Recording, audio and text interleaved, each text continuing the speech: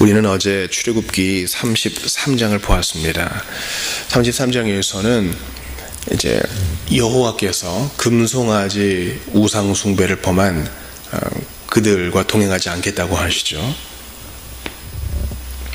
그러나 모세가 탄원합니다.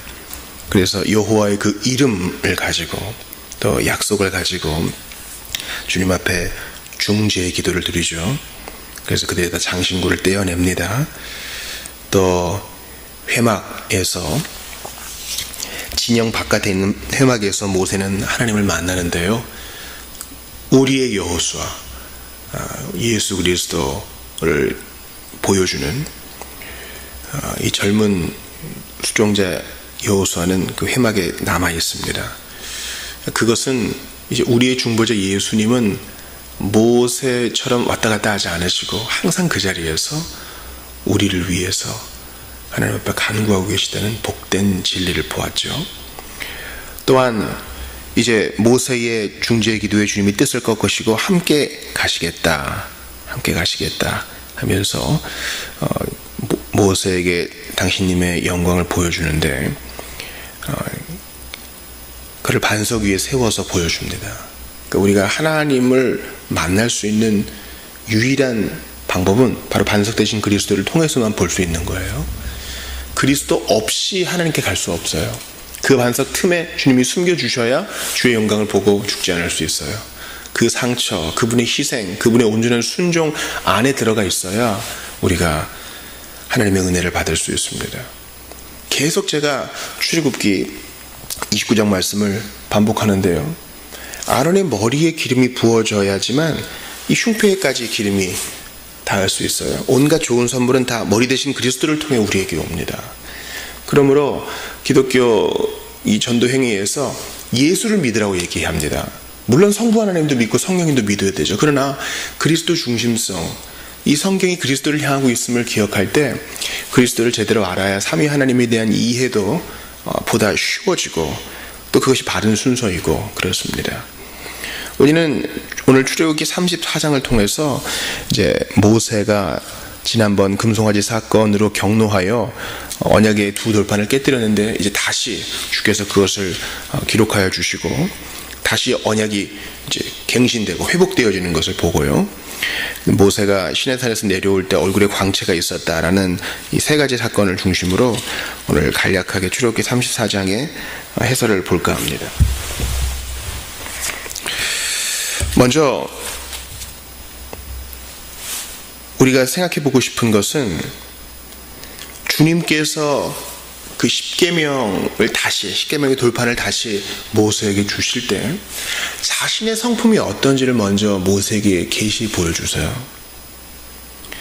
자, 아무도 올라오지 말아라, 모세야 너만 와라 하시고 이 엄중한 가운데 주께서 친히 모세에게 당신님의 성품을 알려줍니다. 자, 오늘 본문의 6절을 보세요. 여호와께서 그의 앞으로 지나시며 선포하시되 여호와라 여호와라 자비롭고 은혜롭고 노하기를 더디하고 인자와 진실이 많은 하나님이라 인자를 천대까지 베풀며. 이 주님의 사랑이죠. 사랑이 대단히 많이 나와요. 자비롭고 은혜롭고 노하기 더디하고 인자가 많고 진실도 많고 이 인자를 천대까지 베푸는 하나님, 또 악과 과실과 죄를 용서하시는 하나님, 이렇게 7가지가 나오죠. 그러나 이제 그분의 공의의 성품이 또 후에 나와요. 보세요. 벌을 면제하지 않고 아버지의 악행을 자손 3세대까지 보응하고. 그러니까 이제 숫자로 볼 때 주님의 사랑의 성품이 훨씬 많이 계시되는 것을 알 수 있어요. 물론 뒷부분이 하나님은 우리가 잘못하지 않은 것까지 3세대까지 추적해가지고 벌을 주시나 그렇게 생각해서는 안 돼요. 그리스도 안에서 이것은 그렇게 해석하면 안 되고 이 히브리적 대조 표현이에요. 보라, 하나님은 사랑과 공의의 하나님이신데 사랑 50에 공의 50 이런 게 아니고 온전한 사랑이시고 온전한 공의이신데 드러내시는 성품이 그 인자와 사랑이 훨씬 많이 계시되지 않느냐. 하나님은 정말 믿음직한 분, 매력적인 분이 아니시냐 라는 것을 본문이 얘기해 줍니다.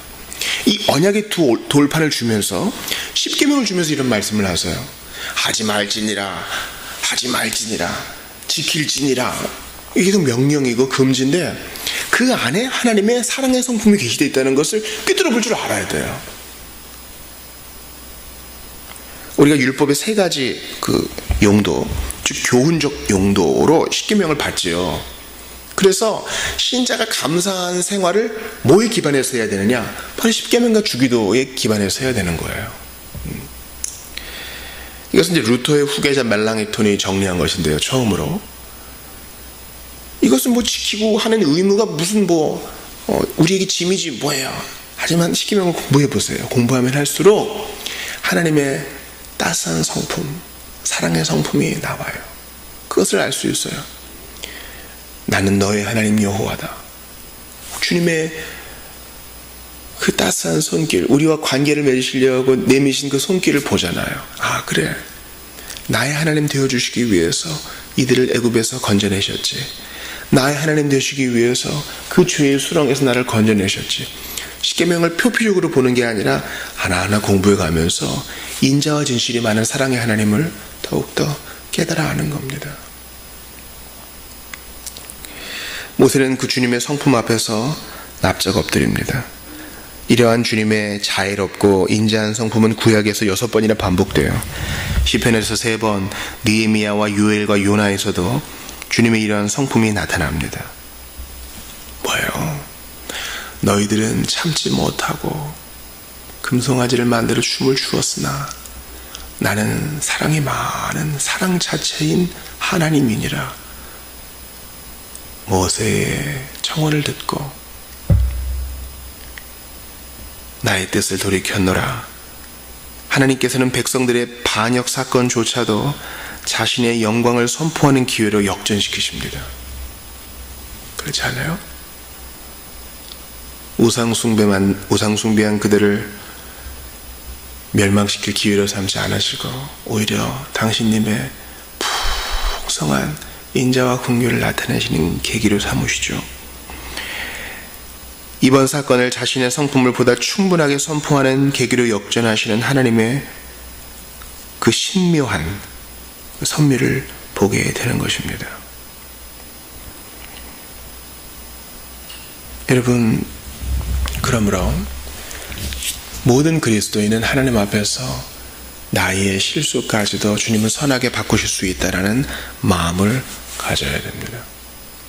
이런 것 때문에 하나님이 다 알아서 하실 거예요 하면서 죄를 마음껏 탐하라는 뜻이 아니에요.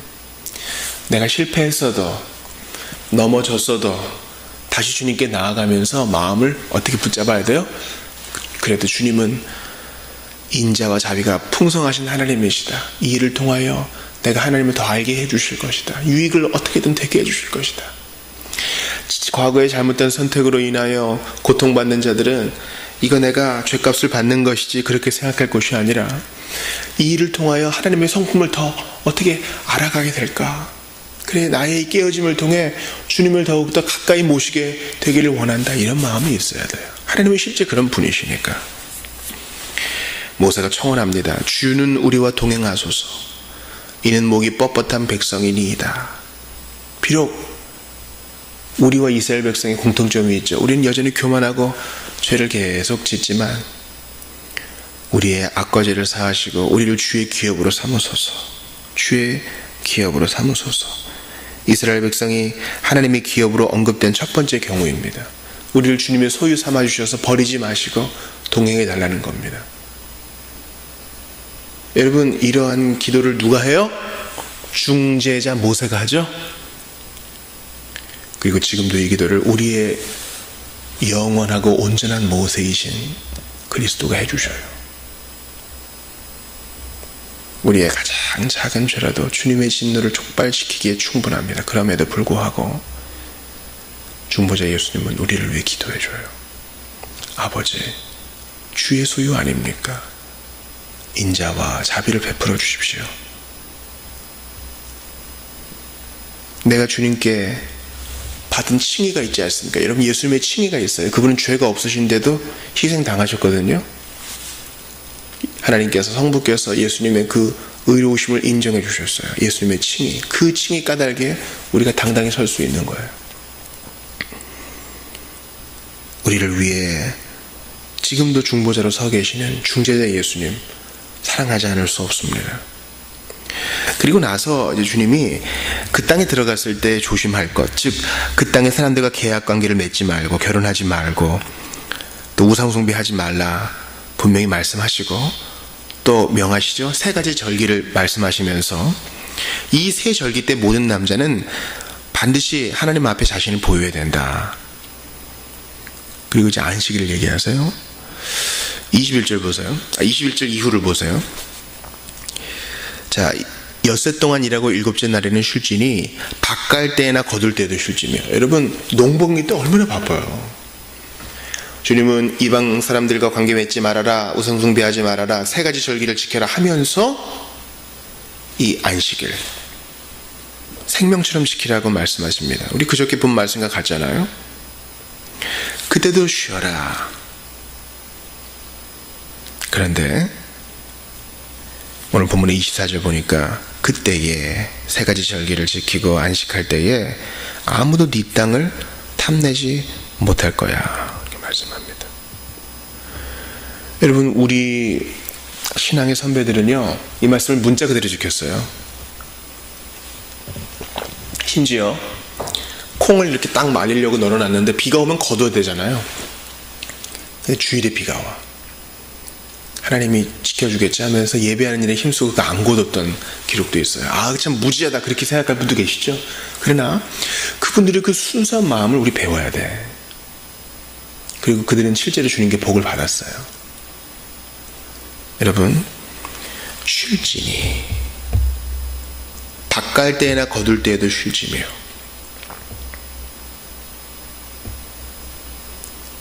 여러분 우리가 살 때 정말 바쁜 때 있잖아요. 바쁜 일은 몰아서 와요. 그래서 주일에 와서 뭐 한두 시간 예배하는 게 아까울 때가 있어요. 이거 누구나 다 생각하는 걸걸요. 그래서 정말 매주 교회 오는 성도도 대단한 거예요. 습관을 쫓아오는 거라도 대단한 거예요. 근데 우리에게 유혹이 올 때 우리 이 말씀을 기억하자고요. 아무도 네 땅을 탐내지 못하게 할 테니 말씀 그대로 지켜봐. 내가 복을 주나 안 주나 한번 보라고 주님이 자신 있게 말씀하세요. 주님이 이렇게 하실 이유 없거든요. 이들은 범죄한 백성이요 말 안 듣는 백성인데도 주께서는 친히 이렇게 약속하십니다. 그리고 이제 모세의 얼굴의 광채는 이제 고린도후서 3장을 통해서 우리가 더 볼 수 있게 되지요. 즉 죽음에 이르게 하는 율법 조문에 지닌 영광과 자유와 생명에 이르게 하는 영의 직분에 지닌 영광이 서로 대조되고 있습니다. 저는 오늘 본문 말씀을 이렇게 통해 보면서 범죄한 그들을 위해서 십계명을 다시 한번 주시며 자신의 온유하신 성품을 드러내시는 하나님을 보게 돼요. 그리고 그 땅에 들어가서 해야 될 일 알려주잖아요. 우상 숭배하지 마, 계약 맺지 마. 이것은 뭐예요? 완악한 백성이라도 그 땅에 들어가고야 말 것이라는 것을 알려주는 거 아니에요? 그 땅에 반드시 들어가고야 말 것이라는 것을 약속해 주는 거 아니에요? 그들에게 하나님 앞에 절기를 지켜라. 네 땅 내가 보호해 줄 거다. 아직 땅을 받지도 못했다고요. 약속하시는 하나님이세요. 나 이런 거 보면 너무 가슴이 벅차요. 주님은 우리가 이미 천국에 있는 것처럼 우리를 대하셔요. 그리스도와 함께 앉힌 자로 대우하셔요. 그 품격, 그 위상에 걸맞게 오늘 사십시다. 찌질한 인생이 아니라 그리스도의 소유된 하나님이 뒤를 봐주시는 당당한 인생 살아가기를 바랍니다. 기도합시다. 하나님께 감사합니다. 오늘 본문 말씀은 우리를 가슴 벅차게 하옵나이다. 죄를 지은 백성이 이러한 특권을 누리게 되었사오니 주님 찬양 받으옵소서. 그리고 저희도 죄를 멀리하고 영광에 속한 것들을 묵상하고 누리며 오늘 나그네로 살지만 주님 우리 부르실 때까지 정말 멋지게 하나님 백성답게 살아가게 하옵소서. 오늘의 신방 있습니다. 주께서 위로하여 주시옵소서. 주 예수님의 이름으로 기도하옵나이다. 아멘.